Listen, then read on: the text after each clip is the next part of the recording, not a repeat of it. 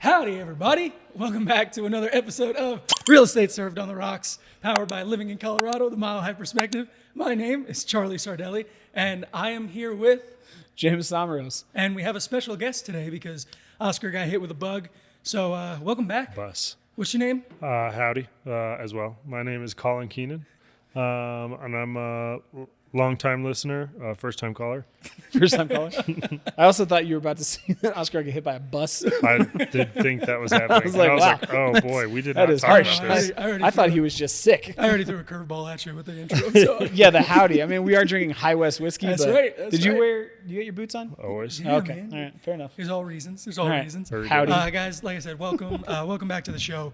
On today's episode, what we want to talk about with you guys, especially as we see interest rates coming back down, is how to prepare as a seller, things to look out for, different loan types, different loan products, how to deal with them. And as always, while we're talking about these topics, we like to enjoy some bourbon. And this one is pretty special when it comes to Colorado. It is, yeah. So it's High West, which we've had High West on the show previously. We had the Campfire, which is really good. If you guys are bourbon or whiskey connoisseurs, you might recognize Midsummer Night's Dram, which this is done by the same distillery. Fantastic. It is so good. But this is interesting. So High West in and of itself was opened in 2007 in Park City, Utah. And the person, and this is like the true American dream, they got the idea by visiting a whiskey distillery in Kentucky. And our boy David Perkins and his wife Jane were like, we could do this. And so they did.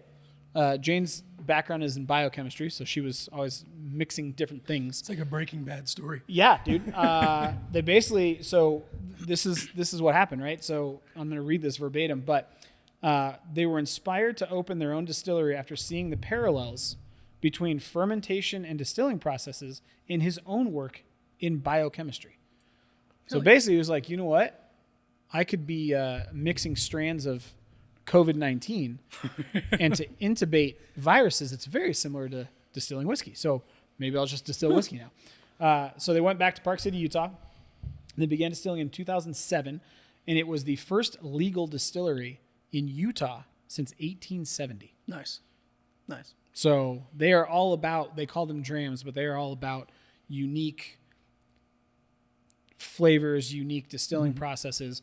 This one that we're drinking is a Colorado Select. So it is finished in a sherry cask barrel. And it's a multiple, there's multiple barrels in this Multiple barrels in this as well. It is only available in Colorado. Like if you guys go on the website for High West right now, you cannot buy this. Yep. So Nice. kind of cool. I was torn, I'll be honest. First time joiner, long time listener. I don't know if you heard the episode we did Dexter. Mm-hmm. Well, they had a Dexter store barrel select today, and I was this close to picking it up. That's tempting. But then I saw this, and I was like, wait a second, this is only available in Colorado. We'll try High West again. Yeah. So Yeah. I mean, everything I've had from High West, whether it be the Campfire or just the regular, hasn't disappointed me. now I was talking to Colin off camera. We went to Ozarks 2 years ago, right? Yep. 2 years ago, and JC brought a Midsummer Night's Dram. And it was supposed to be the sophisticated sipper while we're sitting on the back porch overlooking the beautiful lake at sunset, diving into life's mysteries. And what ended up happening was you had 7 dudes in a cabin just taking it straight from the bottle for about 2 hours before we went out. It still tasted great, but It's delicioso. yeah, it was memorable for different reasons. Even just opening this bottle up and pouring it out, I'm very surprised by the sweetness. Just with the combination of multiple barrels, but it makes sense with the sherry cask. Yeah, and there's not really tasting notes, so I'm interested to see what you guys think. But I will tell you it's 52%, so it's called 110 proof-ish. Yeah. Right? Yeah, 105. 105 proof. Yeah. Yeah, 105, math. 105. Math. Maybe you should have asked me that question. Yeah. What is 52 times 2? It is 104, actually. It's actually 52 and a half. Oh, okay. Right. So it is then it's 105. And if Yeah, you guys it's don't 105. remember, another reason that we have Colin on the show with us is because he is a loan originator, loan officer with New American Funding out here in Colorado. Jameson and I try and use him on a lot of our transactions because they do a phenomenal job over there. And Colin has done amazing work for us across the board.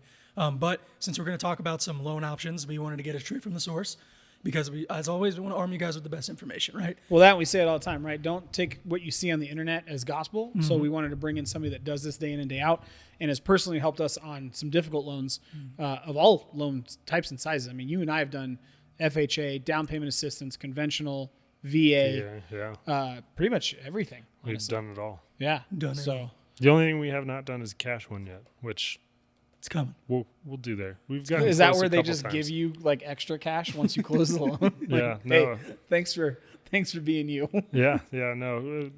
We are working on that one, and we'll let you know when we come out with it. But If I no, can, we have a cash if I can program. motivate my guy of a year and a half now Yeah, coming in at cash, maybe we'll get something going. yeah. Yeah. No, it's. I mean, it's true. You guys have the.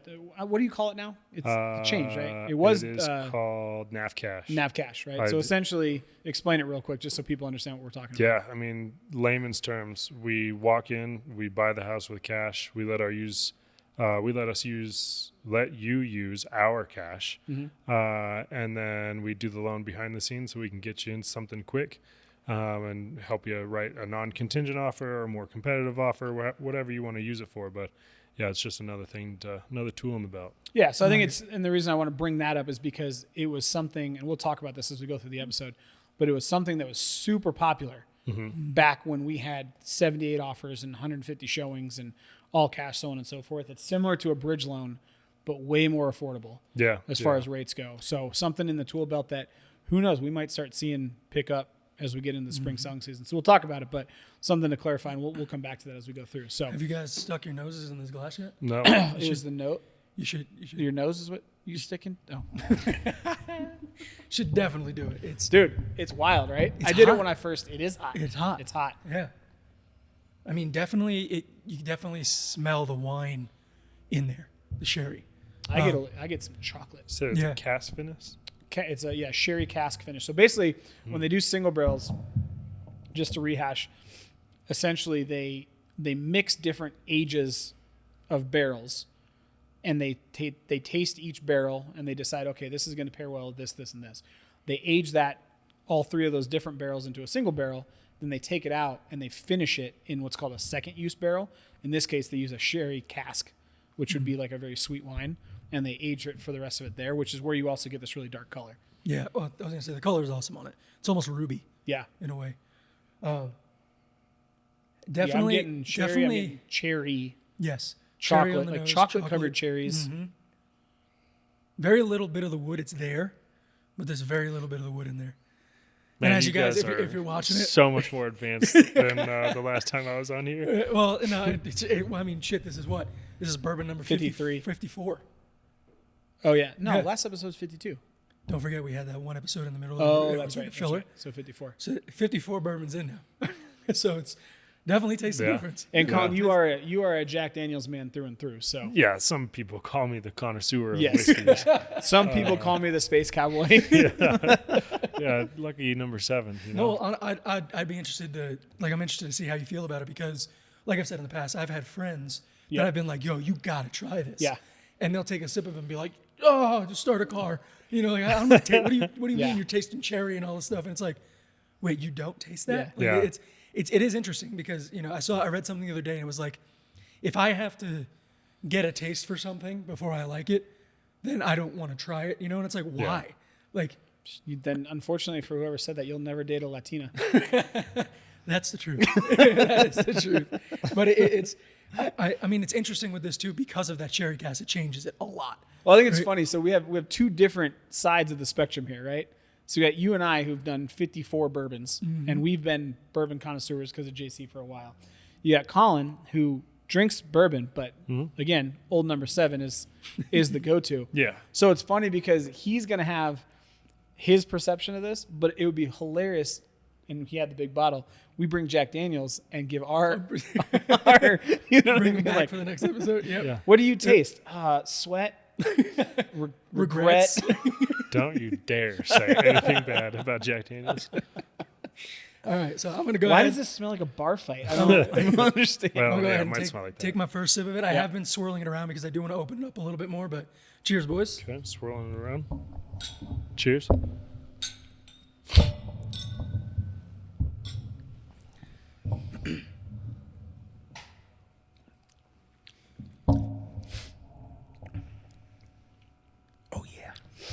Oh yeah. You get that wine dry right at the beginning. Yep. Like it sits heavy, like it's real dry on the front of the tongue, but hot diggity dog, does it get sweet? Yes. Yeah, How you feeling? I can definitely taste the cast finish. So while I might seem uncultured, and that is because I am, I've still definitely been around a couple whiskeys and had a glass of wine at least once. Yes. You can definitely taste the cast finish. I'll tell you that. Yeah, it's got. I mean, it does have that kind of a port. I mean, I know it's sherry, but the sweetness is at the front. I get a ton of the chocolate in the back end.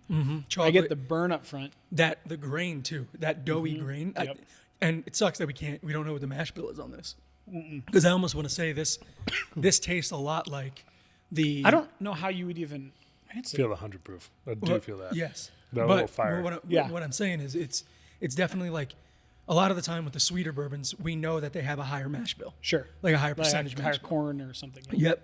Yeah. Or that the sour I no, don't, not sour mash, but I can look it up in this handy dandy iPad that I have. see if you can find it. I know Yeah. it wasn't on there, but it's definitely like, and even on the tongue, I thought it was going to be a lot heavier because of that I wine. did too.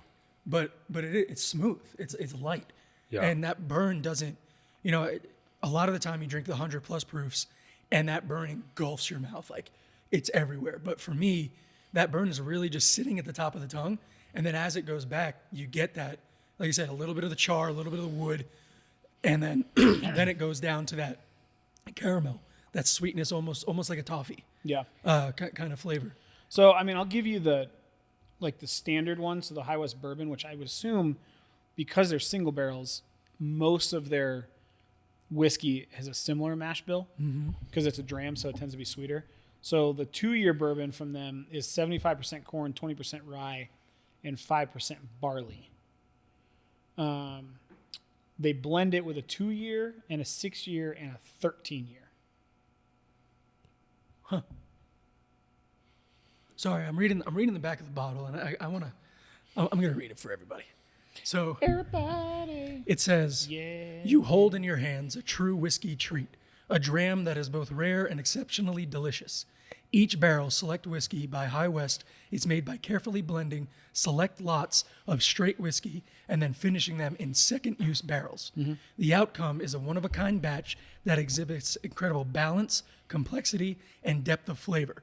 Whether sipped neat or stirred into a cocktail, this whiskey is a thrilling experience, sure to delight any whiskey lover."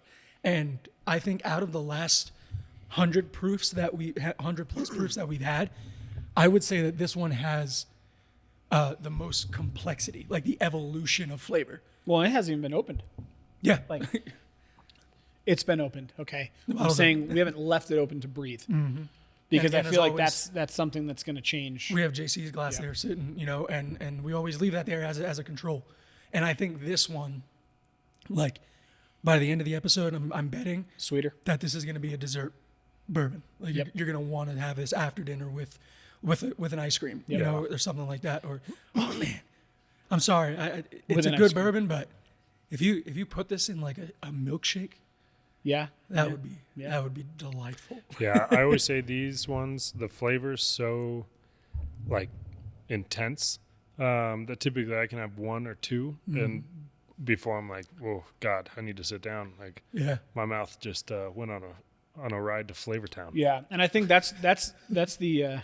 Like that. We should have Guy Fieri on here. what up, guy? That's the uniqueness of this, right? Because I look at it and I go, okay, what if I put this in a highball glass with a nice cube and let it, you know what I mean? Yeah, maybe it's the 53 other bourbons talking, but I don't want. I don't want. No, I know. like, I don't want. But I'm saying to Colin's point where it's like, holy cow, like that was a lot. If it almost tones it down, like the sweetness down a little yeah, bit, I can see that. is what I'm saying. right? Absolutely. But yes, I agree. I mean, it's Phenomenal on the first try.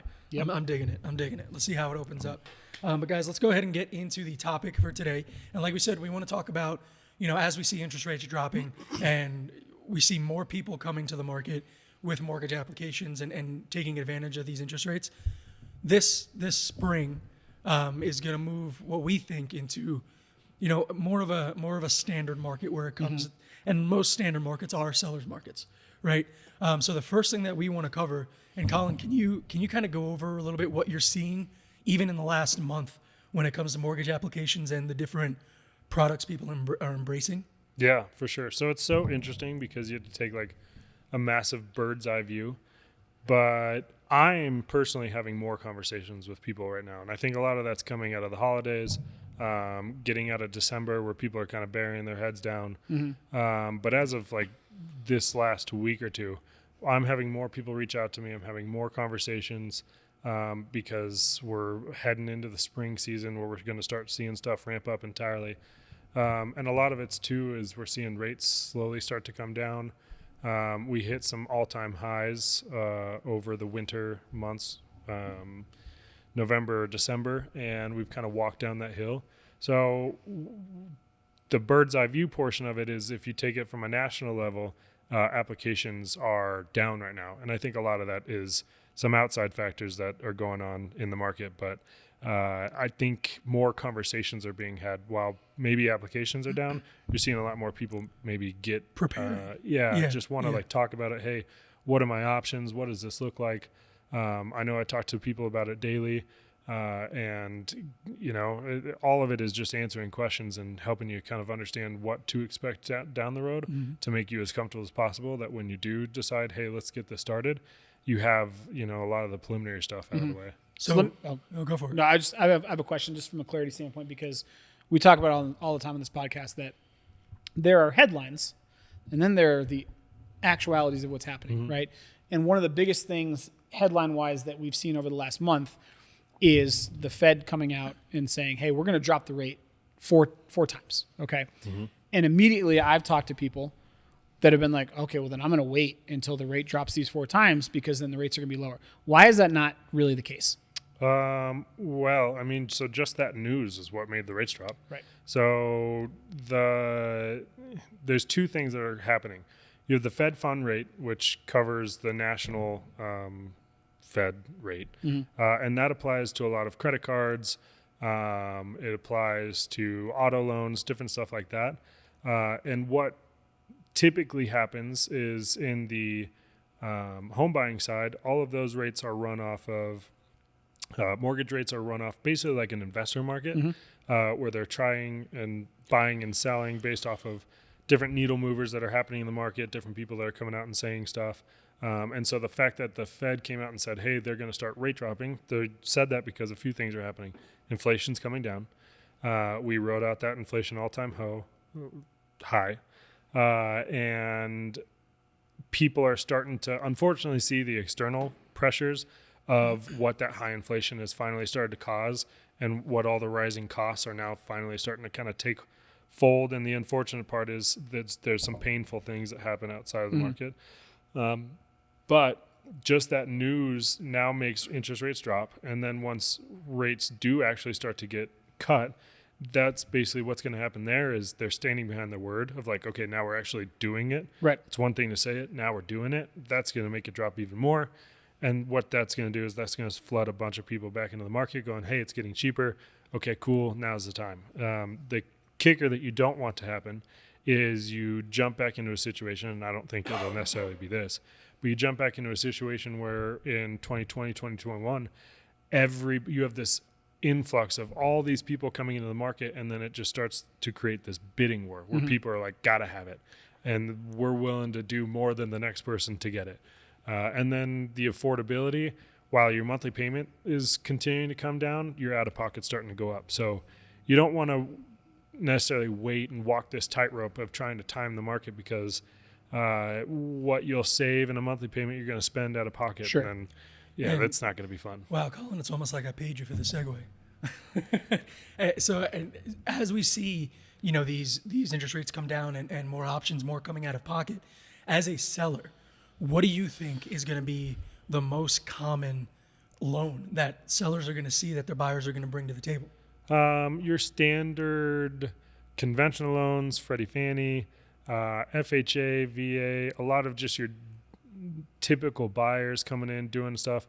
When stuff gets hard, You'll also start to see investors back out. So as stuff starts to kind of loosen up, you'll probably see some investors jump back in the market too.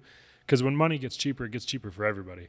And once it's cheaper for everybody, everybody wants their piece. So you'll see probably really just everything across the board start to go up because money's going to go, like, it's going to get more affordable to loan or lend on money. So, and one thing on that, right? You said that, your money's going to, everybody's worried about how far their money's going to go. So there's, down payment assistance that so many people are using right now. Can you kind of go into how that affects the seller and how the seller should be mindful as these people are trying to save more on the front end with down payments and trying to save more in their pocket? What are some things that they should prepare for if they're seeing these lower down payments come out? You're saying like the sellers, what are they? Yeah, because I think there's this stigma, right, that we've seen, and you and I've seen it on different ones we've done, where if I come to a listing with a buyer and they go, okay, well, what kind of offer is going to be put on the table? And let's say we offer at list, and I'm either asking for concessions or I have somebody that's using in Colorado CHAFA, so down payment assistance, right? And one of the first things that I do is I will have Colin or whatever lender that I'm working with call the listing agent and explain what the offer looks like. And one of the biggest things that we've seen is there's an immediate kind of like ew when it comes to down payment assistance. So as a seller, I guess I have two questions. One, does down payment assistance really impact the ability of a buyer to purchase a home that the seller should be worried about? And number two, if it is like an FHA loan, what's the difference between FHA and conventional from a buyer standpoint? And as a seller, why does it even matter? So from a buy side, I mean, your down payment assistance is going to be written to any other guideline that a standard loan's written to. So you're not having a massive difference between whether a standard conventional loan versus a DPA down payment assistance conventional loan comes across. I think there's some stigma when you come to conventional versus FHA and VA, some government-backed loans, is because the government-backed loans, they want to make sure that the house is good. So they're protecting their buyers and their people that come get into a home. Let's be real, they're protecting their money. Yeah, they're protecting their money for sure. Yeah. But they're making sure that you don't walk into a house that's like, hey, listen, maybe somebody had to go into an FHA loan because their credit was down, or they had different things going on, or different circumstances where maybe they could qualify for more on an FHA because rates were cheaper, or the ratios were higher as far as debt to income limits go. And basically what they're doing from that point is like, hey, listen, we're letting these people go all in based off the circumstances. So we're going to make sure that if these people are going to be, pushing their limits, we're going to make sure that they're not going to walk into a project.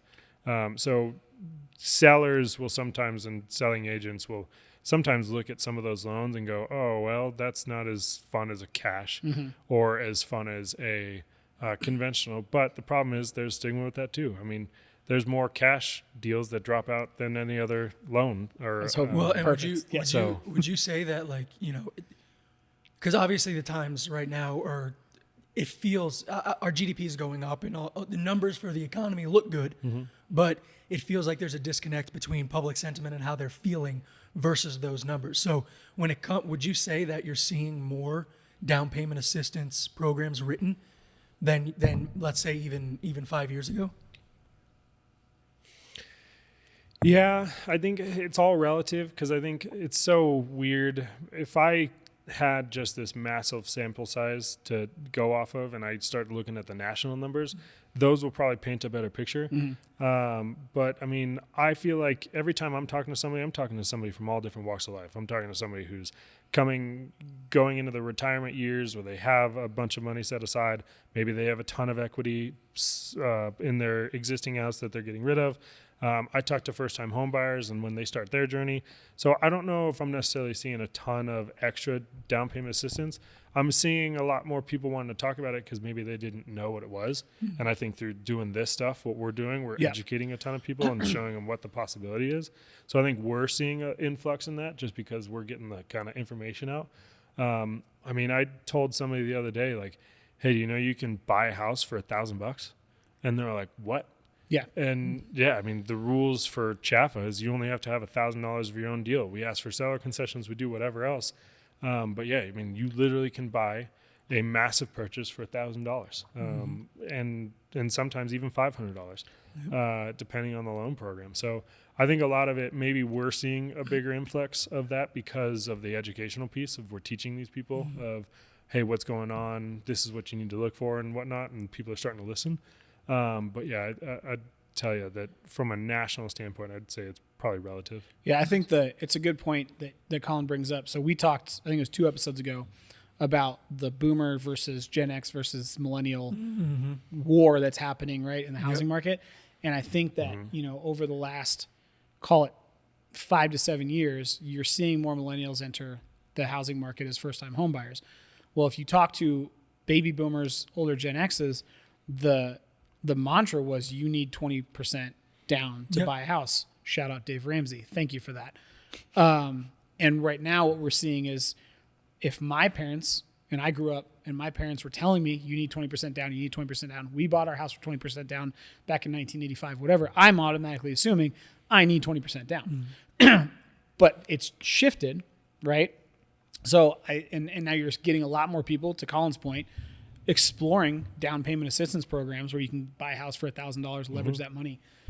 I guess the question is, if I'm a seller, right, and I'm listing my house and I've got 2 offers on the table and I've got a conventional offer, 5% down, let's say, at list, plain Jane vanilla, no big deal.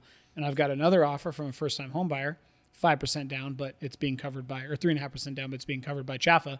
Same thing, right?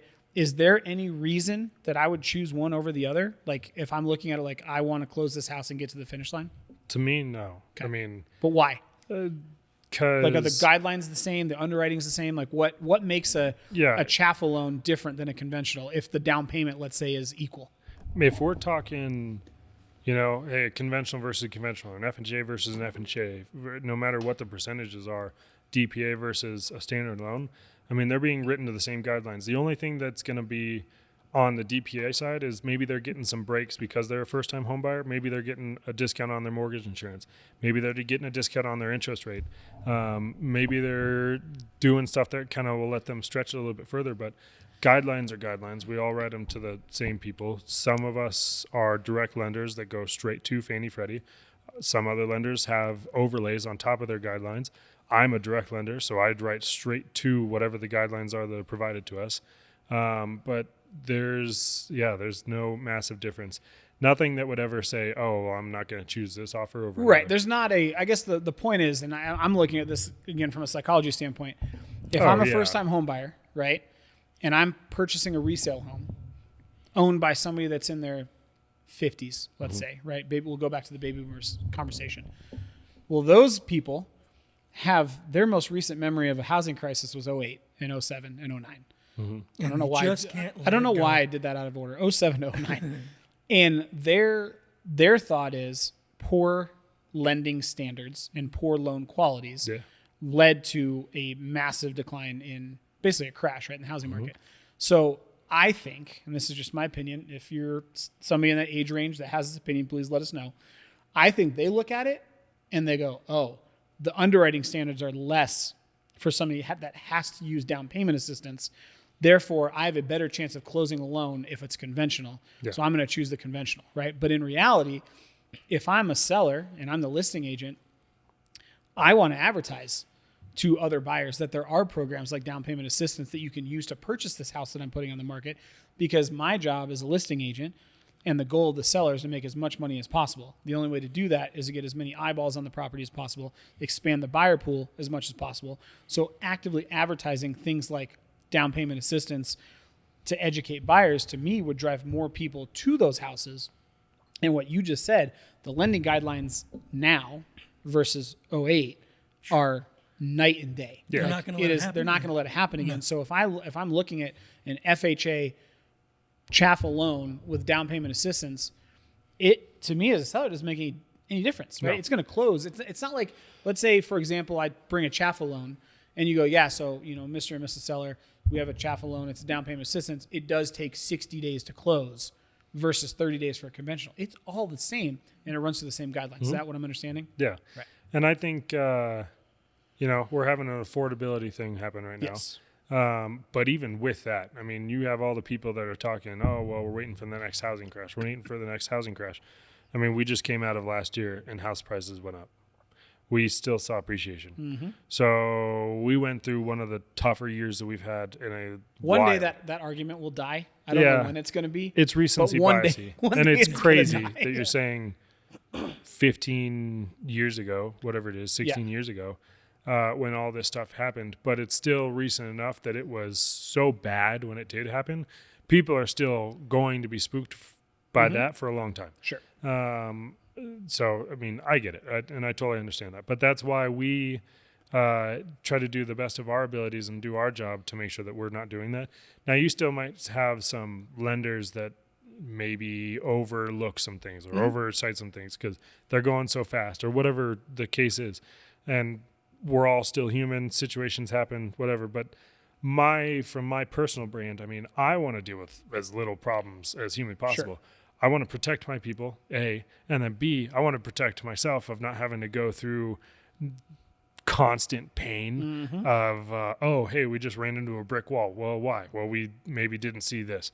So that's why, like, personally, and again, personal brand, I'm going to make sure I vet this as much as humanly possible so they don't have to deal with it down the future, and we can make sure we get the deal done as smoothly as possible. And then I personally, selfishly, don't have to walk into a brick wall that I caused myself, or maybe I could have spent an extra 10 minutes looking through some different documentation that I got. So I'll send my stuff to underwriting as well to get it pre-underwritten and all that stuff to make sure we're protecting our people. So when we talk, is it harder to get through one loan versus another? I mean, no, it's maybe based on a lender, but not based on a program. So let me ask you this then.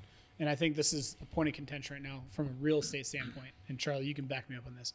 I have seen so many people sit there and say, this year is going to be this influx of buyers. And we've talked about, like, percentage wise, right? For every percent that interest rates go down, you unlock about 5 million buyers, right? I think, and I changed my tune on this 2 weeks ago when we did this conversation. Important. I don't personally think we're going to see an avalanche of buyers in the market, because if you look at the rate projections, most people agree that we're going to be in the sixes at least through the end of this year, right? Point in case, Maybe. last year, I think we will. Yeah. Maybe 5.8. To combat that, the only reason I see that is because if we do get all these, they actually start doing some rate reductions and whatever, I think the problem is none of us have a crystal ball. And boy, if we did, I tell you what, we wouldn't be here. We'd be we would not. making so much money on shout out FanDuel. We'd Parlays for days. We'd be cleaning your clock. But we don't. So I personally think that there could be a drop, but it's not going to happen tomorrow. I think we're going to have to see what happens. We're going to see these rate cuts. We're going to see how inflation does. If it doesn't move fast enough, because they're going to want to have a soft landing. And if we've learned about anything over the government, they like to overcorrect. They like to overdo things. So we could even get to a point where they start to buy mortgage bonds again. And then if that happens, I mean, rates are going to... I don't either. But the problem is we had to study history. And history Correct. is we go way too far one direction and then we go way too far the other direction. Yeah. So I think this year wasn't terrible as far as like... I mean, we survived. It was not fun. It hurt, but Well, no. I mean, if you want to look at it, so we ended the year at under 4 million transactions, right? Yeah. For houses, buying and selling. And people go, wow, 4 million transactions. And that's a lot. across the country. That's across the country. Yeah, that's across the country. Here's the thing. In 2000, I think I brought this up, but we'll bring it up because Colin's here. In 2008, 2009, we had more transactions as far as home sales in 08 and 09, in the middle of the worst housing market crisis we've ever seen, than we did in 2023. More transactions in 09, in 08, or 08, 09 than 2023. Yep. Why is that? Colin talked about it, outside factors, so on and so forth. Here's why I don't think there's going to be a crush of buyers this year, and which is why we're talking from a selling standpoint, like what can you do to kind of maximize if you're going to put your house on the market, is because let's say interest rates do come down. We're at what, 6.8-ish? Yeah, right? 6s, high 7s, depending on the file. Yeah, high 6s, low 7s. Sorry, high 7s. High 6s, low Definitely 7s, not right? High 7s, yeah. So let's say we go down to like 6.1%, 6.2 by the end of the year.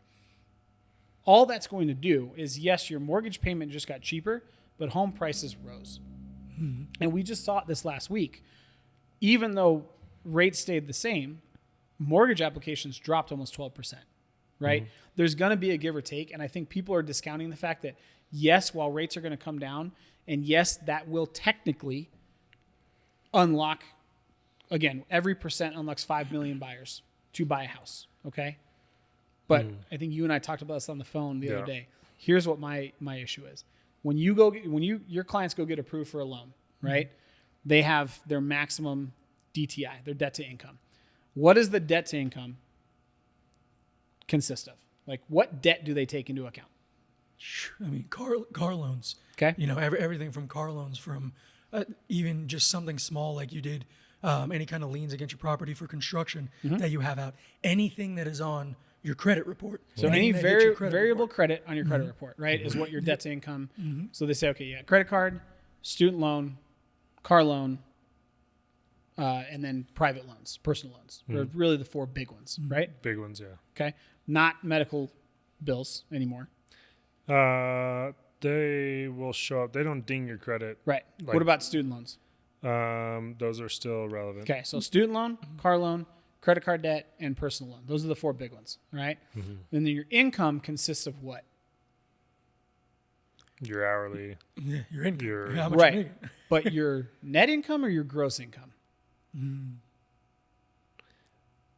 So I'm going to answer this question, but I'm going to admit I swap these two in my head every time. So your income But before tax or taxes. after Yeah, tax? before taxes, we take your income. Okay. So when you get pre-approved, you get your before tax income. Yep. Okay. So now you say, okay, well, my debt to income qualifies me for XYZ amount, right? Well, if I'm taking before tax, I still got to pay taxes, right? And if I'm an hourly or a salary employee, those taxes come out no matter what. We've all been salaried employees. My $2,700 paycheck every 2 weeks is not actually $2,700. What else don't they account for when they approve you? You're talking any external bills, phone bills, car insurance, food, Utilities. gas, utilities. Let's just take And some the of that obvious is ones, right? some people will report those things to help try and build their credit, which I don't think is a bad idea. I think it's agreed. great. Anything to help, but yeah, I mean, when you're talking about stuff that's not on your credit, like that's stuff that we don't look into. Now, granted, that is why we write it to, most loans to 50% back end, right? So 50% of your income handles the stuff that reports on your credit and your mortgage. So the hope would be that you don't have an overwhelmingly past that. Now, situations are situational. And some people have a ton of stuff going on past that. But I mean, a lot of that too is like, let's say your phone bill is $300 a month. yeah, Let's say your utilities between gas, electric is $250. I mean, my natural gas bill last month went up to $175 a month. That doesn't get reported if I'm applying for a loan on a house. Let's say your other utilities, let's say you pay $180 a month for Comcast and internet, right?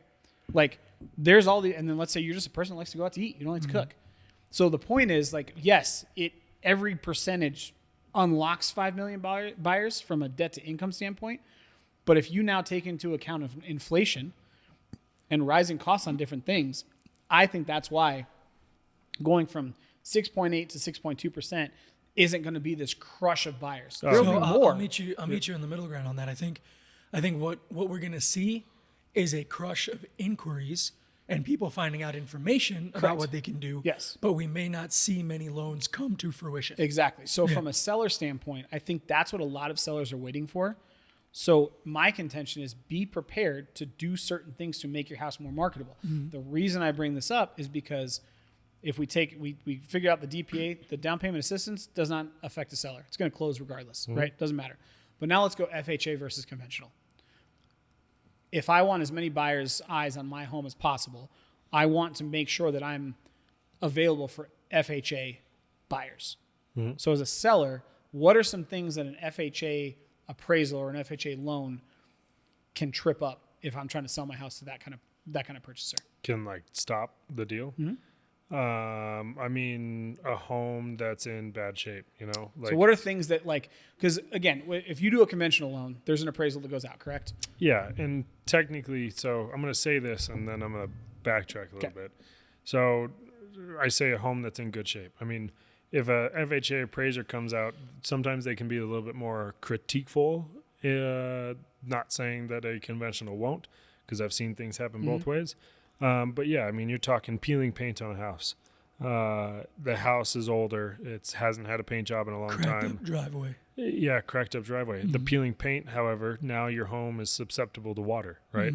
Which, again, the government-backed loans, the whole thing is protecting their buyer for these costs that we already, we pushed them as much as they wanted to be pushed. And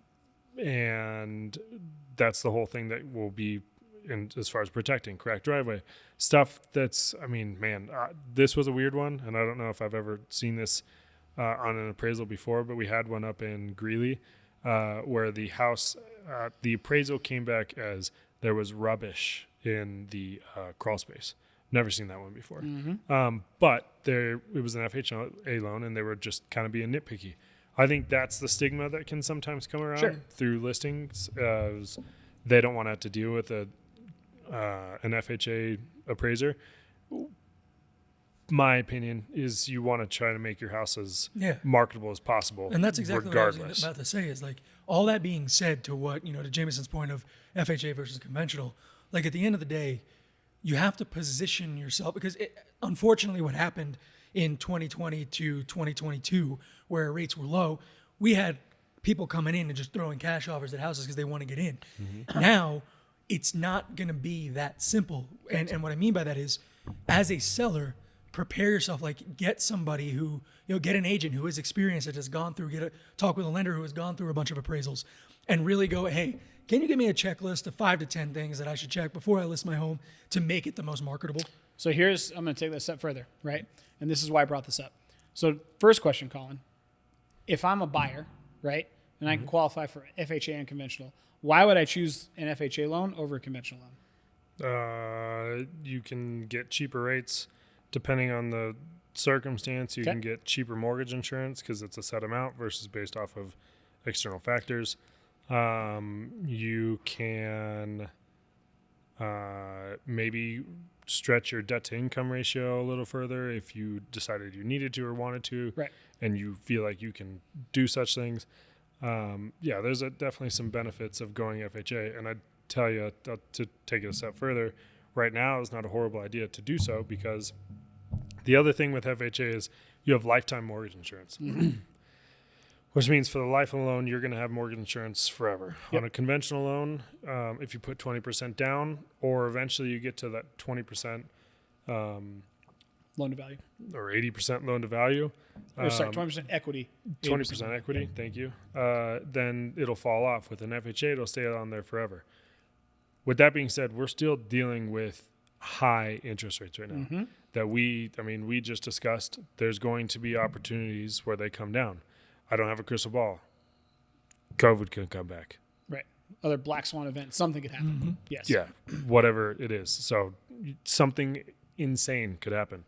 But our forecast is rates will go down and you can refinance that out into a conventional loan and get the cheaper interest rate and go back into where mortgage insurance can fall. Maybe you're a person that has to go FHA. And that's another thing of like we're having that conversation. Hey, don't worry about it. It's a better option right now anyways. Right. So that's the other thing. Listing agents, they might see more FHA offers anyways, and that's the point that we want to try and do and make sure why we have those vetting conversations with the listing agent is we kind of explain circumstances and what we've done to make sure that the file is clean of saying, hey, listen, I know this is an FHA offer, but hey, don't worry. Like this is why we're doing it or whatever it is. And we just kind of show our hand and we sell the loan or we make it so they don't have to be afraid of an FHA loan. That's why the stigma is we're talking through it and saying, hey, listen, situation is a situation. That's my point is if I'm a seller I think the sellers are getting inundated with this whole like idea that, oh my God, if I list my house in the spring, I'm gonna get 500,000 offers and I'm gonna be able to make $50,000 over and so on and so forth. I don't think that's the case. Me personally, I'll throw it out there. I do not think that's what's gonna happen. Especially not here in Colorado. I just don't think it's gonna happen. I think the don't price think so. point's too high. Yeah. Wage growth has grown, but not as much in Colorado as in somewhere like Alabama or Missouri, right? So we've always talked about affordability as three things. It's mortgage interest rates, it's wage growth, and it's house prices, home prices, right? Well, home prices are going up. Interest rates have come down, not a ton. And in Colorado, wage growth has grown, but barely enough to outpace inflation. Yeah. So my point is, if I'm a seller and I say, okay, I want to get the most out of my home, sell it for the most amount of money, what can I do?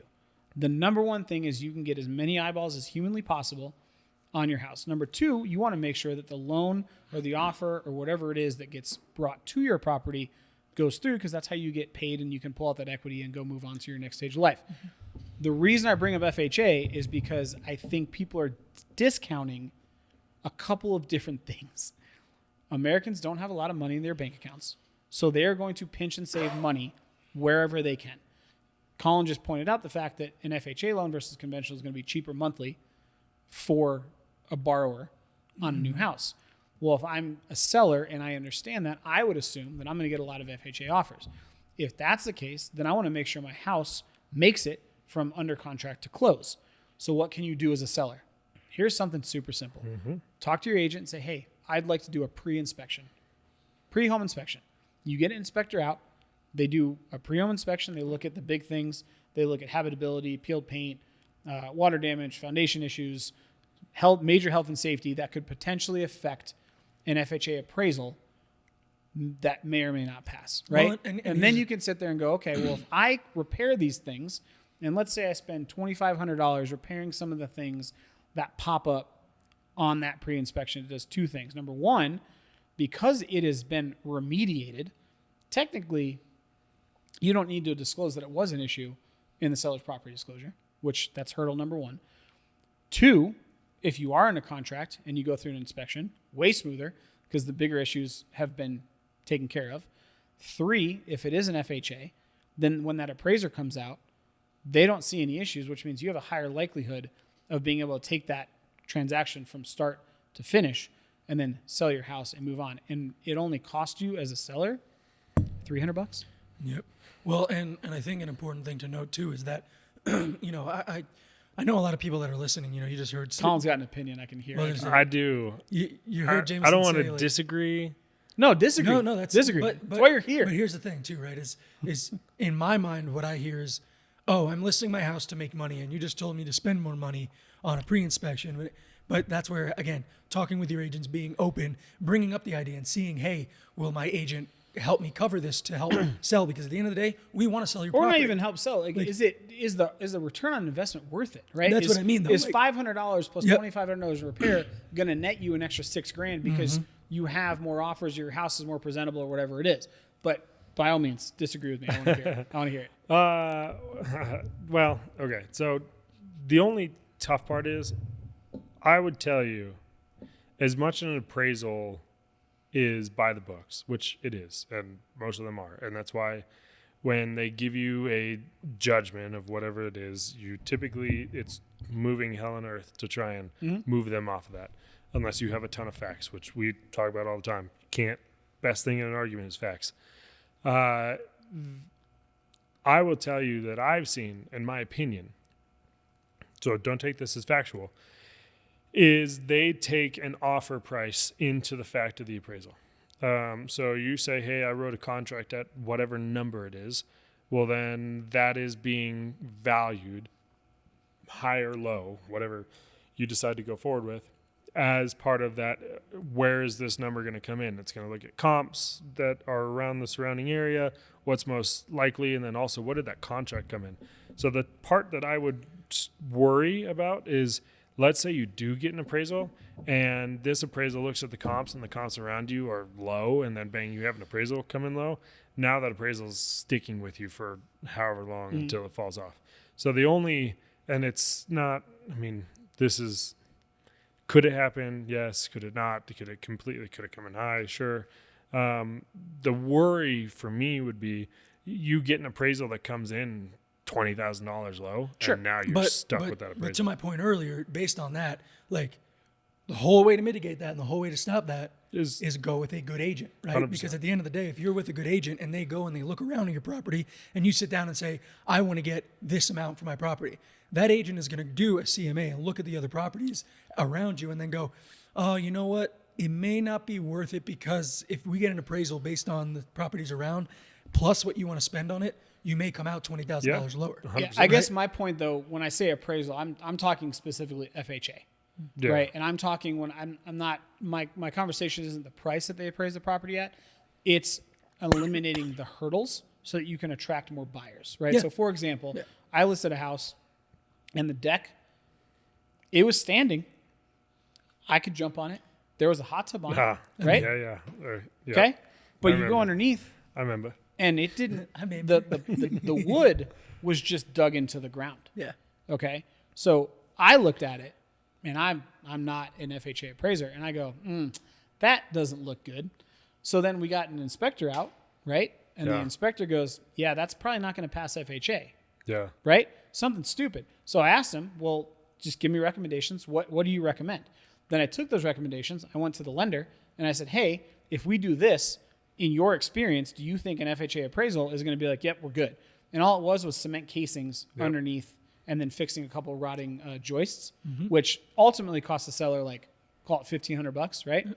But we ended up getting an FHA offer, and it was the only offer we got on this property. Okay? Sold it for $850,000. Had that not been done in the beginning, That was an inspection? yeah. Yeah. Not an Pre-inspection. appraisal. What I'm saying is the Because he got the inspector inspection. was like, hey, FHA wise, 100%. that's my point, right? 100%. So my point is something like a pre-inspection, if I'm a 100%. seller, Yeah.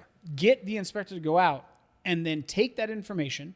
And if I'm a seller, you still probably have worked with a lender in the past, right?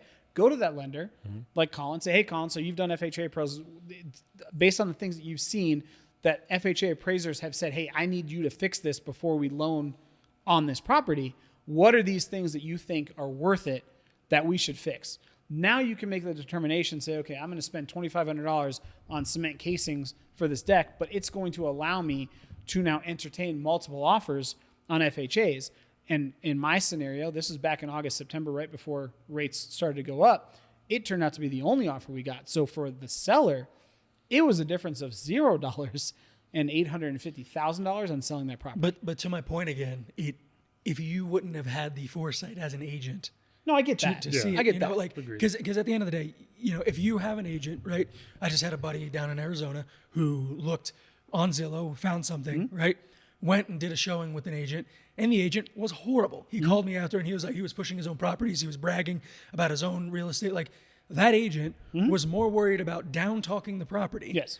than he was actually presenting it as a viable option. Yeah. Agreed. So it really comes down to like as much research as you can do, as much as you can prepare.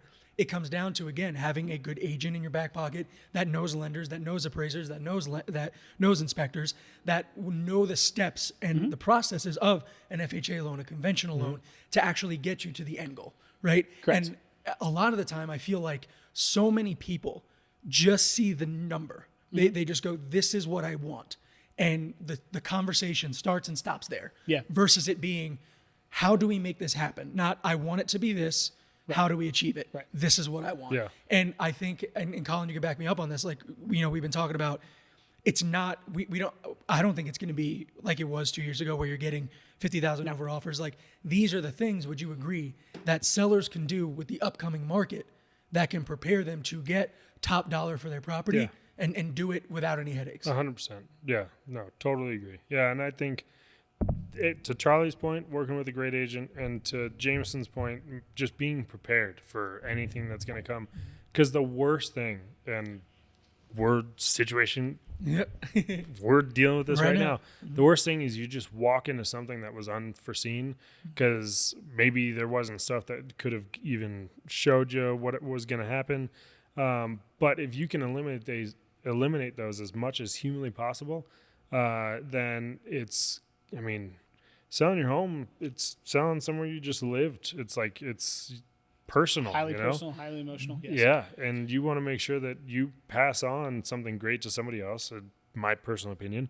But also, you want to make sure that you deal with as little as humanly possible as you go through that process. So just make sure you have great people around you. So I want to talk about what you just foreshadowed, right? Because this is the third part of this. So we've covered the down payment assistance and how sellers should expect that, right? Because as we're seeing people's money get tightened, they want to make sure that their dollars are going as far as possible, and how it's not really a difference. So really, it's not, as a seller, it's not a concern if you see a down payment assistance offer versus conventional offer. Treat it the same, right? And your agent should be telling you that same thing, and they'll call the lenders and make sure that there's no red flags. Secondly, we talked about FHA versus conventional, why most likely you'll see more FHA loans because they are cheaper. Again, because people are wanting to spend their money wisely. And it's less upfront, that's the big thing, right? And with FHA, there are certain hurdles that could come up in the appraisal portion of it, but there's a very easy way to combat that, and it's getting a pre-inspection and then talking to your lender and your agent to make sure that, hey, I'm going to fix the things that are going to make this go smoothly, because at the end of the day, none of us think it's going to be a crush of buyers. It'll be busier, but I think there's a disconnect from what people think based on headlines and what the realistic portion is. And then the third part is the insurance that we're going to talk about. But here's what I'll tell you, just to back up the whole, have the right team. So Colin, if a seller calls you, right, and they're wanting to sell their house, but they call you for advice on things to fix to pass an FHA appraisal, do you make any money off of that? No. Right.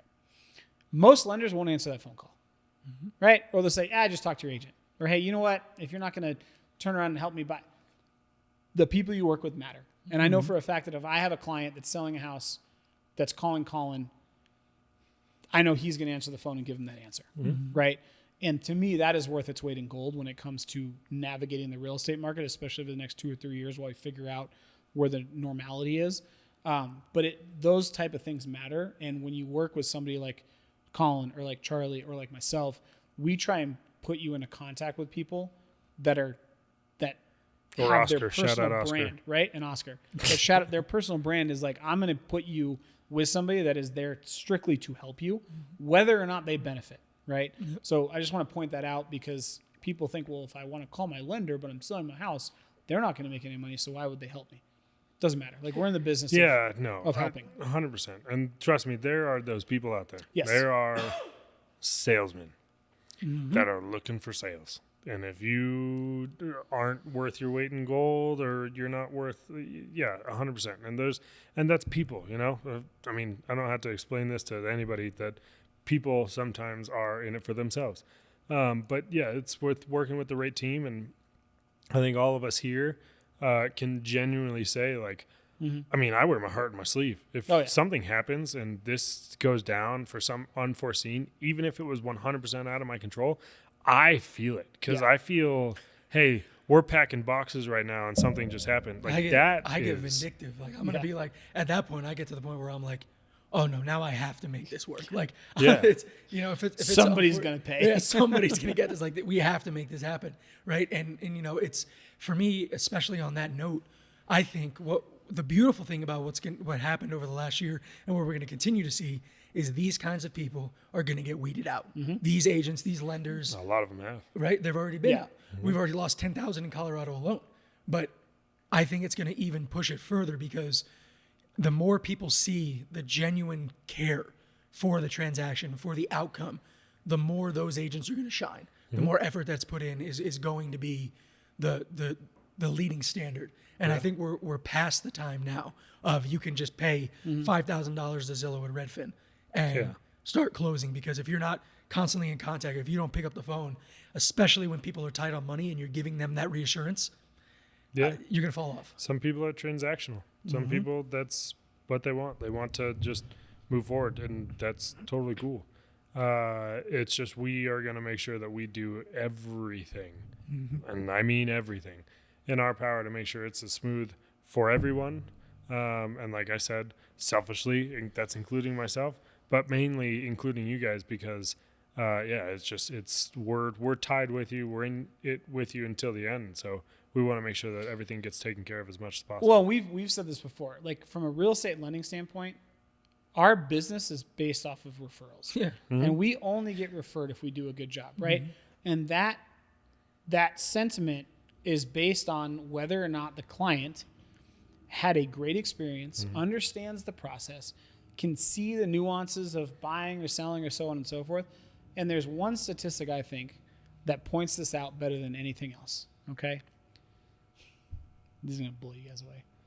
What did you just pull up on your handy dandy? Yeah, this is going to blow you guys away. So between 2020 and 2022, don't look, you can't cheat.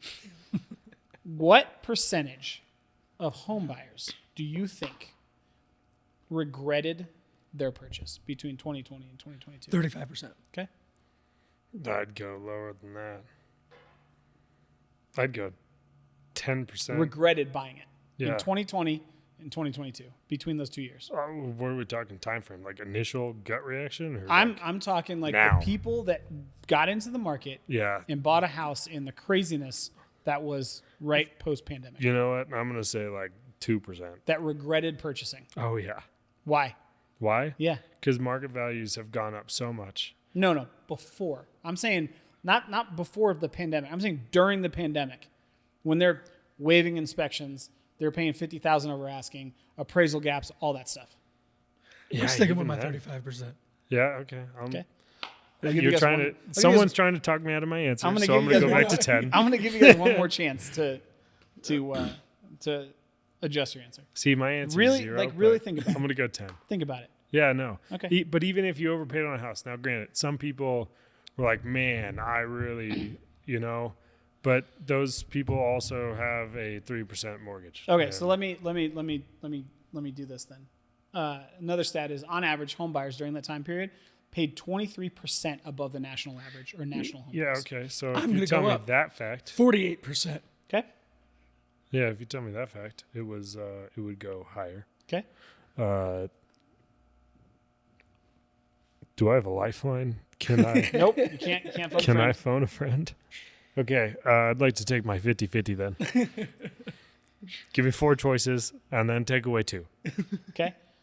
So now let me give you this stat. He's making A recent it worse. survey said that right now, 51% of Americans think it's a bad time to sell a home, and 53% of Americans think it's a bad time to buy a house. So now what do you think that percentage is of people that regretted buying in between 2020 and 2022? 65%. Okay. Honestly, I say it like that because when I was coming into the market, that's when this was happening, like when I was coming into the job, and I was just seeing so many people competing and paying over, and I was just thinking like, man, even I know what market growth is good, but and I know you have a good interest rate, but at the same time, man, that's when you really look at the numbers and you see what you paid over, I feel like it's going to hit. Yeah.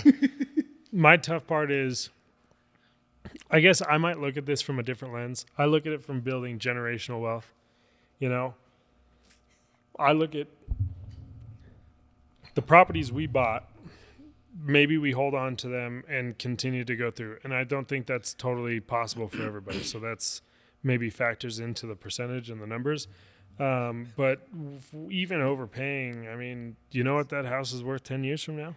Dude, A lot more I than just what feel you like right overpaid now, I for. feel like, what's in the box? What's in the box? What's in the box? What's in the box? I know that my microphone's turned up, so I can't yell because You're doing good. I have the most monotone voice. It's nice and somber. You know what's in Yeah. the box? What's in the box? You guys ready for this? You're killing me. This is the most. This is like TV show buildup that we've been doing. Like I think all jokes aside, we deserve an Emmy after this. After this one comes out. So the percentage of homeowners that regret purchasing a house in 2022 / 2023, 2020 to 2023 is next time on I think the goalpost move. I'd like to throw my challenge flag. 93%. Yeah. Ooh, doggy. This is why I think the goalpost move. I think I had a different standard than I'm going off 93, of. 93%. Regret. And there's 6 reasons why. And this is Bought this, when? Hold on. between Let's clarify. 2021 or 2020 and 2023. That's wild. So including this last year where interest rates were high. Wow. Right? I just think there's such, to your point, Colin, I think that just shows like it. Well, here's the 6 reasons why. Okay. Yeah. So, and this is, I think this goes to what we're talking about, why you need to be prepared, why you need to really understand what's happening in the market, and why our job is to make it make sense for everybody involved. Reason number one, my home requires too much maintenance. Okay. I'm gonna have an objection at the end of this. So fair warning. Number two, I bought too quickly. Yeah, sure. Yeah. Number I'd three. agree with that. Number three, I spent too much. I could see that. Okay. Number four, I bought a fixer-upper. Thank you, HGTV. Everybody thinks they're fucking what's his face and his ex-wife. Joanne and husband. No, they're cool. That's Magnolia. I'm thinking Tariq, Musa, and the other chick. They're cool. What is that? That was number five. And number six, I was pressured to make an offer. Yeah, okay. I get all that. And Right. The numbers. So I agree with you, Colin, that the overarching picture, Yes. right, and we've talked about it forever, that every decade home values double. So if you look long term, but again, there's not a lot of people that look long term, right? And there's people that are not in this industry day in and day out. There's also people that say, oh, I'm going to buy a fixer upper, I'm going to flip this house, and I'm going to do this, and they get in there and they're like, oh, there's permit issues, and there's zoning issues, and there's plumbing's expensive, and labor's expensive, and materials are expensive. And then you've got the people that went in and they had to pay $50,000 over asking. They waived inspection, and now all of a sudden, where it says, my home requires too much maintenance, how many of those people do you think bought a home, waived inspection, including things like, we talked about it, sewer inspections. I had to spend $30,000 because I flushed my toilet for the first time I walked into the house and it flooded my basement. Yeah, Shit. Totally agree with all that. And, and this is why when I say you have a completely different view from a bird's eye lens and a national perspective. And from from people that are in the industry every day. Yeah, because I've seen so many wins, through those people. I have somebody that I know that have bought twice within that time period. The first time they bought, hell, I'm a they win. gained a ton of equity. They ended up selling their house, buying a new house through that equity. They paid off all of their student debt. They paid off their cars, and then they still bought a new house. Can I ask you a question? Just that specific example. Huh? Who were they working with? Were they good? Were they bad? Oh yeah, yeah. I had to think about it for a second. I was like, who were they working with? I've done so many. Yeah. No, but seriously, like they were working with a good team, a good realtor, a good lender, and that's they why were able to take advantage of the situation, right? And say, hey, you know what? Yeah, I'm going to sell my house, but I'm going to take this debt. I'm going to pay off my high interest balances. I'm going to get into a house with a low down payment. I'm going to have a plan to either refi, or if I get in early, I'll spend more money in the front because I think interest rates are going to go up. That's my point. Yeah, and right? that's why it's tough to live in that box, right? Because you live in the box that you deal with. I deal with a box where I try to prepare people as much as humanly possible. Okay, so then let me give you a second statistic. All right, and let me see if this changes your mind. So the first one was 93% of people regretted their purchase over the last 3 years. Okay. Now, what if I told you over the last 2 years? I think it's let me pull the stat up. But it was. I just had it up. Hold on. I'm so excited that you got an iPad. I feel like it's much more accessible. 86% Stats. Start that. of Hashtag. realtors sold 2 or less houses over the last year. Mm-hmm. So experience-wise, what did they bring to the table? Nothing, right? So if 93% of people regretted their purchase, I would assume that a large majority of those individuals used agents that either didn't have experience, didn't have knowledge, didn't have market wherewithal, Or we're just in it for the money. or were just in it for the money, right? Yeah. Because I would make the exception, right? And Charlie, we talk about this with you all the time. Like you're relatively new from a transaction standpoint, but we've done this podcast now for exactly a year, 52 weeks, right? 53 weeks. So your knowledge, I would put that up against any other agent in the market. Did you come in at a hard time? Yeah, 100%. But would I tell you that you're more knowledgeable than the next 80 agents I would interview? Yeah. Probably, Oh, right? yeah. You know what I'm saying? Thanks, so guys. It matters. My point is, it matters who you work I with. can attest. With everything that we have talked about, that is something that I think a lot of people don't understand. And from a seller standpoint, this is why I wanted to do this episode today, is to explain, like, yeah, it's going to be a different market this year. Is it going to be like 3 years ago where you guys are going to get 78 offers, 250 showings, 16 above asking, et cetera? No, You probably I don't think even so. want that No, based on those numbers. but I don't think that's going to be the case. So what are the little things that we can do to help and you can ask questions of to allow you to have this transaction meet? And again, Jameson, just what you said right there, guys, like I feel like so many consumers, so many people that get into the housing buying, and this is from my own experience. Like Colin and I are working with somebody right now, and every single time they call me, they apologize. And they're like, I'm so sorry to bother you. And it's like, no, please, like send me messages, call me, because at the end of the day, that's how you're armed. That I want you to not be part of that 93%. I want you to walk into that house and go, yeah, this is mine. I did this. And then guess what? The more information I teach you, again, the more you're going to refer people to me, because you're like, Charlie knows his shit. Charlie knows what he's talking about. Go work with him.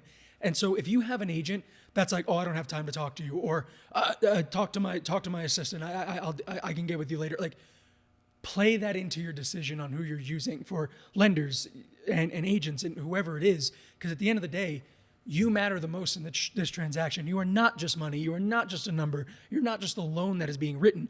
This is the largest purchase that you're probably ever going to make in your life. Ask questions. Get to know and be a part of the industry, because it's the only way that you're going to arm yourself to be prepared. All right, I got to do this just because I know we're running long, but I did tease it.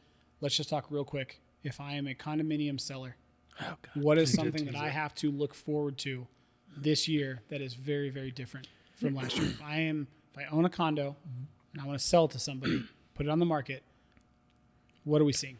Well, and I think it's not that we have personal experience in this at all over the last 2 weeks. I think it is important to state, especially because this does go out to the masses, to the country, right?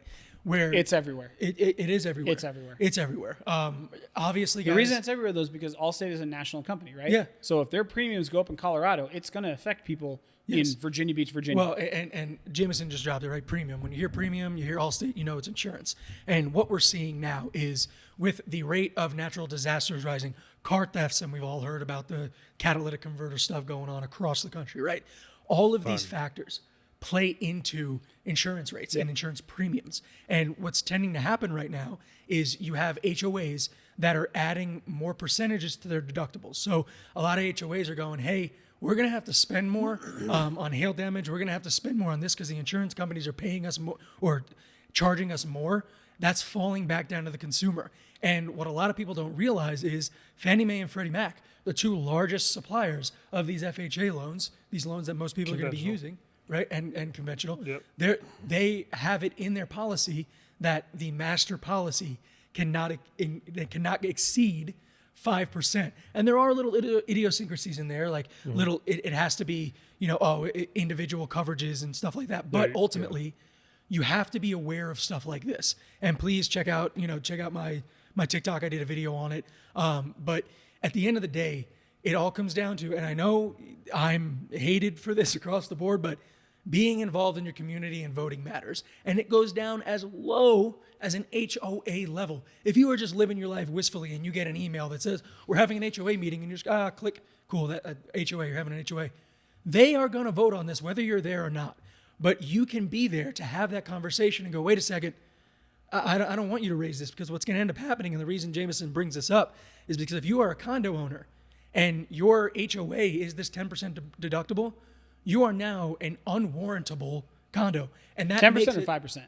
5% is the number, anything above. Anything above. But I'm saying if your HOA master policy is 10%, you are now unwarrantable. The major providers of loans do not consider you able to sell that property because they don't want to cover it. It's too risky for them to cover it. So just be aware, be involved, because it may hurt a buyer like what Colin and I are experiencing. But at the end of the day, we talked about this. We can go to the HOA and argue it, but I don't want to put my buyers in that position. Yeah, for sure. So if you guys can't tell, Charlie's very passionate about this. So I just want to slow it down a little bit, because that was a lot of information in a condensed period. Yes. Here's what's happening, right? Insurance premiums for households are going up nationwide. We have seen it. In Colorado alone, I want to say the average is 25 to 30% for your premium every 6 months, which is a lot, which means you're talking, if you're at, I don't know, $3,500 every year, you're going up 30% of that. So 10% is $300, 30% would be $900. So $900 a year. Condominiums operate the same way. The difference is the condominiums have insurance for the entire complex, right? And here's where people are like, well, why would it go up for condominiums versus houses, so on and so forth? How much is a roof replacement on a house, a 2,500 square foot house in Castle Rock, Colorado? If you want to replace the roof, $30,000, Yeah. right? It's expensive. 20, 30. So now a condominium has X amount of buildings. If they get hit by a hailstorm, whatever it is, it's incrementally higher. What we're seeing is we are seeing insurance companies come through and say, hey, based on hail damage, based on all these different things, the amount needed to cover the same condominium complex is going to raise. The HOAs are now forced to make a decision. Do I do one of two things? Do I either increase the HOA to offset the cost of the premium, which would now make the monthly payments for the current residents higher, and it will make the monthly mortgage payment, or PITI, for prospective buyers higher, therefore less people qualify? Or do I raise the deductible so I don't have to pass off those expenses to the current homeowners? In which case, if I choose one, so let's say I'm going to raise the HOA. What does that do for the condominium and the sellers in that condo? It makes it harder for people to qualify to purchase it, right? Especially if those condos are priced at $300,000. Yeah, it makes it harder for them to qualify, and it taxes the residents that currently live. Exactly. Now let's go the flip side of the coin. Let's say I do raise my deductible to keep it cheaper. Cool. Current homeowners are not affected. They're like, Right. yay, They our feel the HOA didn't go relief. up, our monthly payment stays the same. Colin, what does that do to home buyers? Home buyers, then it makes it unwarrantable. It makes it to where a conventional, standard, even government-backed loan won't loan on it. So the only way you'd be able to get in is through an investor, cash, or Yes. some of these non-qualified options. And for the first-time home buyer, that puts stress on them and it hurts them. Right? So if I'm a seller and I own a condo, here's why it's important, because it's not like these changes are telegraphed a year and a half out, right? You guys, your current scenario, and I looked this up as well, the condo was warrantable. So right now, what is today? January 30th? 31st, January 31st. The condo in question was warrantable as of the last sale, November 23rd of 2023. So we're talking a month and 7 days ago. Fast forward a month and 7 days, that same exact condo complex is now non-warrantable because the insurance premiums changed and the HOA decided to keep the HOA fees the same by raising the deductible. And that deductible now exceeds that 5% threshold. Now it's non-warrantable. So if you were, think about it, right? Average contract is 30 days. Let's say you went under contract December 29th, 2023 on this condo. It was warrantable. Fast forward 8 days before close, now it's not warrantable. So if I'm a seller of a condo, that is something that you want to make sure you understand so that you can effectively market it to certain people. And right now, this particular complex, if you're an FHA, a VA, or a conventional loan, you can't buy in this complex, which means if I'm a seller in this complex, I now have basically cut my buyer pool by almost 80%. if not more. Well, I get 25%, so call it 75%. I've cut it by 75%. The only reason I say that, we looked at the stat last week, 75% or 25% of homes that are bought by investors. So you've gotten rid of 75% of your buyer pool. Do you think you're going to get what you think you're going to get for your condo last year that you will this year? No. Yeah. So Well, and there was another agent that sold in there, and that's exactly what happened. And she had to get what's called an iBuyer, and her sellers ended up losing over $20,000 on the price of that home because of this one thing. well, not only that, but there's iBuyers that have what are called buy boxes. Yeah. That if there is certain thresholds that they also don't buy in, it doesn't help you. It just doesn't, right? So the reason I bring it up is condos specific. There's a lot of people that bought condos in 2020, 2019, 2021 because the interest rates were so cheap. Well, now insurance has come around and made it that much more difficult to sell that condo and make a profit, because if the deductible is over 5% of the master policy, you have now gotten rid of 75% of your buyer pool. So it's something to look at. And if you do look at it, you can be proactive and you can appeal for the HOA to make those decisions and change them. Sometimes they will, sometimes they won't. In you guys' case, the answer was No. Negative. fuck off. Yep. The answer was fuck off, right? Yep. So now anybody in that complex can only sell to investors. And guess what? It's going to make Colorado an investor state. Just But saying. that's a whole nother conversation, and it'll go a whole nother hour on it. So sorry. I just no, want to yes, point that out. Yes. It's something we're on the seller vein. That is something that is important to point out. So I think it's a good time to move into the one rock takeaway. And if you Charlie's angry if you guys haven't. Yeah. I about printed flyers to go post it on everybody's door in that complex because you not only just affected my buyers, and most of the people in that condo complex are older folks that are now locked in that may not be able to sell. Like it just creates so much of a problem. But anyway, if we're gonna move into our one rock takeaway, and if you're a new listener to the episode, our one rock takeaway is we just give a snippet, a one takeaway from the topic today, and kind of we like to try and keep it short, but an hour 20 minutes into this podcast, you know how we are on that. Whatever, information dense. That's why we clip it. But hopefully you guys get something. Absolutely. Yeah. All right, so Colin, you're the newbie. Do you want some time to do your one rock takeaway, or do you want to go for it? Yeah, I'm gonna let you guys go first. All right, so I'm gonna let JMO go first so I can breathe it out a little bit. All right, one rock takeaway. Here's mine. I'm gonna keep it. It's not short, but it's simple. If you are looking to sell your house, do not pay attention to the headlines and expect a flood of interest in your home without having to do some legwork, right?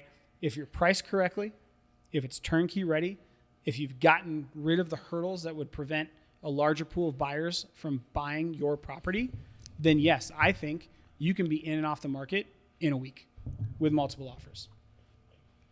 But this is not, no matter what the no matter what the headlines say, this is not the same as listing your home in 2021.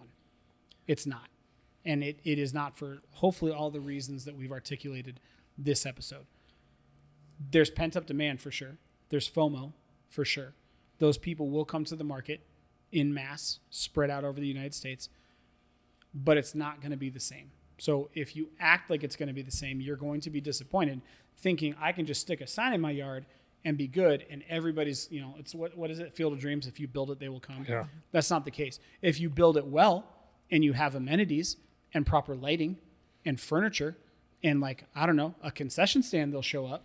But if you just think I can put my house on the market and charge whatever I want, maybe at certain price points in certain areas like Colorado, if I list something under 300,000, it's probably going to go pretty quick, right? But if I'm looking at single family home, 500,000-600,000, if it is not relatively turnkey and priced correctly, there is a chance that it'll sit because rates aren't going to drop. So just be aware, work with somebody you trust, go over the different options, talk about things like staging, repairs, upgrades, etc., that are going to bring you the most money back for your investment, and make your decision that way. I'll go ahead and piggyback. I want to just say ditto. I want that to just be ditto, but I want to piggyback on it and emphasize something that you said. Although you have a commodity, although inventory is low, do not think that you can just list your house for the price that you want it to be and you will get that. If you do that, prepare for the ability for your house to sit, and just know that it's not going to be smart of you to try and wring out every dollar from the property. Do it the correct way. Go get with an agent that's going to do a good market analysis for you. Get with a lender and talk to them about what they're seeing in that market. Do they know of anybody who's closed in that area and how that looked? How did it work out? Get a pre-inspection done. Just do everything in your power to arm yourself to sell instead of just going, I have something that people want, therefore I am selling it. Can I triple stamp or double stamp real quick? Okay. So the one statistic I think that highlights that is the fact that, and we brought it at the very beginning of the episode, so I want to highlight it again. Rates are lower now than they were in December, correct? Mm-hmm. By significant amount, right? We were mid eights in October, November. We're in the mid to high sixes, maybe sevens, depending on the program now. So we're talking, again, 1.5%. Math says that should unlock about 5.5 to 6 million buyers. Mm-hmm. So tell me why, then this week, we dropped 12% in mortgage applications. Mm-hmm. That, to me, is a microcosm of, it's going to be different, but it's not going to be a crush of buyers. We should see an incremental increase every week of people coming to the market and applying for mortgages. And we're not seeing that. It's very up and down because we don't have a ton of inventory. There's a ton of lock-in effect. Just saying. I'm looking at Colin very intently right now. Hi. I'm interested to see what you say. How you doing? What's your one rock takeaway, bud? Yeah, I mean, I think it's something that we just harp on every single time. It's work with the right people. Ask as many questions as humanly possible, no matter what side of the coin you're on. Different people will have different packages depending on what you want. Like they will go leaps and bounds to cater to you. Yes. So don't ever, if you ever feel like you're in a situation where it's like, hey, this is it. I mean, ask more questions or go with somebody else. Because it's not that easy. Like in anybody who tells you, oh yeah, just throw a sign in the yard and bang, it's done. It's not. I mean, we work with different people every day, that we run into situations on the buy side, or we run into situations on the sell side, which would coincidentally happen to each other. But yeah, you want to do as much as you can to protect your personal investment that you've been living in, spending most of your life in, to make sure it goes as smooth as humanly possible and you have the right team working with you. So, I mean, yeah, just vet as much as you can. If you don't feel like you know something, ask a question. If you don't feel like you got a good answer to the question, ask somebody else or ask again. Woo! All right. Good conversation. I can't wait. I'm not going to lie. I can't wait to go live. Yeah. Oh, yeah. Oh, yeah. By the way, everybody. Yeah, I can't wait. Thank you. Thank you so much for all the support and love on TikTok. We are preparing to start going live with the podcast. So if you're sitting at work, if you're driving down the road and you want just some background noise and you want to learn some information or ask any questions to us directly, let us know. We're setting it up. If a lot of you talk shit. If you want to talk shit in real time, we're about to give you the greatest platform that you could ask for. But on that note, as always, great conversations around real estate. But let's get into the bourbon review. For Colin's today's going episode. first. Yep. Old number 7's going first. So real quick, just so you guys understand, when we do a bourbon review, we rate it via rocks, right? So we rate it from 1 rock to 10 rocks. The more rocks that you rate it, the worse the whiskey is. The less rocks, the better. The reasoning behind it is if it's a really good whiskey, you shouldn't have to water it down as much. So, yeah, the tough part with me is I like pain. So no matter what it is, I'm just going to eat good, bad. I mean, I'm going to answer my bad as well as I'm going to do my good. So I'm going to go ahead with a 1. I really like the cast finish. I think how smooth it comes out the second it hits your lips. Yep. And it feels so good. Like home.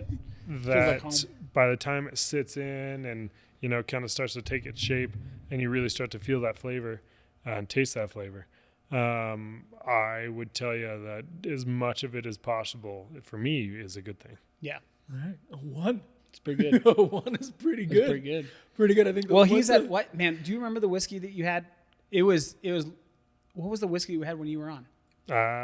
See, when you guys said biochemist, that was really like I felt like you guys. There was How another. crazy would it be if it was the high? Because the last time you were on was with Mr. Jessen, yeah. Yeah. Man, what did we have? I forget. I can't remember. It wasn't High West, but Look it was it up. something else. We'll have to I'll look look it it up. up. But I mean, it honestly though, I'm not surprised by the rating because, like you said, you like Old Number 7, you like Jack Daniels, and it's one of those things where it's like, this is like leagues above Jack Daniels when it comes to complexity and what the effort put in to the making of it. I love Jack Daniels. Like I said, that's what I grew up on.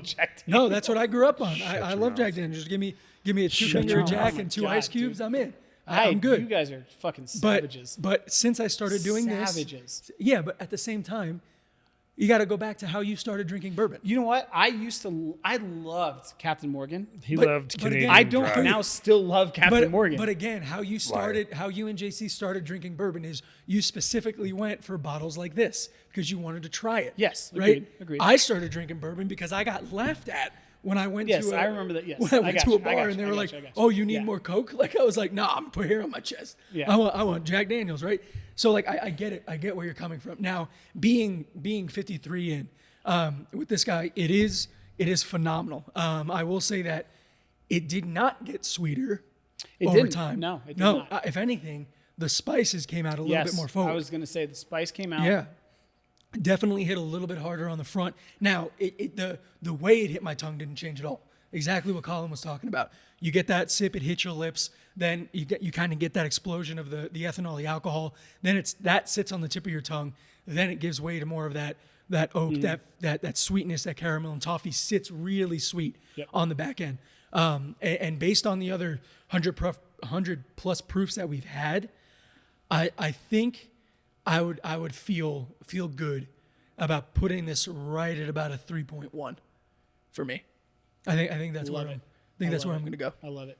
You and I are, as this progresses, we are getting closer and closer, right? Because I looked at this and I told you the other bottle I was going to pick up was Dexter, and so far Dexter I think we rated a 2, right?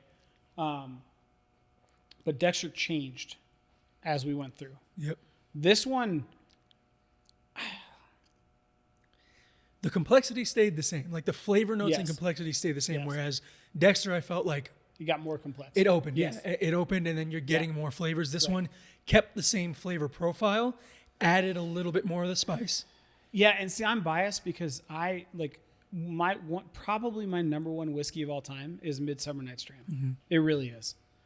And I wish I could take a bottle off just to compare, right? But I get in trouble. But Midsummer Night's Dram it resells at almost $250, right? This was $70.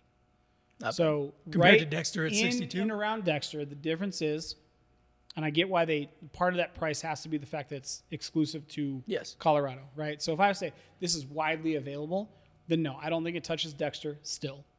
But yeah, I'm probably right around a 3. 2.83. Yeah, I put it with the Old Forester Prohibition. I put it with. I'd put this up against some smoke wagons, not the uncut and filtered, but I would put it up against the rye. I think it's a good balance of spice and sweetness. So like Oscar, if Oscar was here, he's a big like Hardy yeah, bourbon. yeah. I want my traditional bourbon. I want to feel like I'm fucking swinging the double doors open to a saloon type of deal, and then slamming a glass on the table. Amen. But I think this appeals to both, right? It has that sweetness, but it does have the burn. The burn did not go away, which I actually appreciate. Yeah. Especially at 105. Like we've had 115 proofs that the burn has dissipated. Yes. This is not. No. So yeah, I think I'm like a 2.8. Somewhere Nice. in there? I like it. Yeah, 2.8. I like it. Yeah. This is a great choice, Jameson. Yeah. And I think ultimately this I is also a know bourbon. that it's good because we're over half. Like normally on an episode, we're half a bottle. It's kind of an average. yeah. We've dipped below half a bottle. Yes. And Yes. the runtime has been about the same. So I know we liked it. Yeah. Or it's Colin. Colin's enjoying it. But no, I do think that like this bourbon specifically is one of those that I would not fret to take it to anybody No, who drinks bourbon. 100%. I'd grab this bottle and walk in with confidence, put it down and be like, fucking taste it. yeah, you're going to like this. Yep. Now I will say, Sit down, shut up, and sip. yeah, I will say as somebody who's new to bourbon, A little different. Yeah. little heavy, But little- I can little- make them an little old hot. fashioned with this. Yes. And they'd be like, dude, this is Yes, great. This is a great old absolutely, fashioned. absolutely. What do you think? Love it. Love it. I like it. I like it. Well, guys, as always, remember you can reach out to us at any time on Living in Colorado, The Mile High Perspective on YouTube. Yep. We're on TikTok, The Mile High Perspective. And again, thank you guys so much for all the support, the likes, comments that we've been getting. But I would feel like we do you guys a disservice without letting Colin tell you where to find him and how to contact him, because Jameson and I both use him. And he's answered my phone calls at 9:30, 10 o'clock at night. He's reached out for me to multiple people. So, Colin, Dude, I'll tell you this about Colin, right? There's just shameless plug, right? Maybe he's my lender, but we've done multiple deals. I hesitate to say this. None of our deals have ever fallen through. No. This one has, but it was Unforeseen circumstances. way outside of you guys' control. And I know for a fact that Colin has spent hours on the phone trying to contact to make it work, right? Here's my thing. I've worked with other lenders. I could literally call Colin at 11 o'clock at night, Yep. and he will answer me. Yep. A client can call Colin at 11 o'clock at night. He will answer. And the one thing I like about when I put a client on the phone, say, hey, talk to multiple lenders, the consistent feedback I've gotten when they've talked to Colin is he just seemed genuine. Not a salesperson, not pushing me into something. Like he had my best interest at heart, and I've worked with other lenders that have not.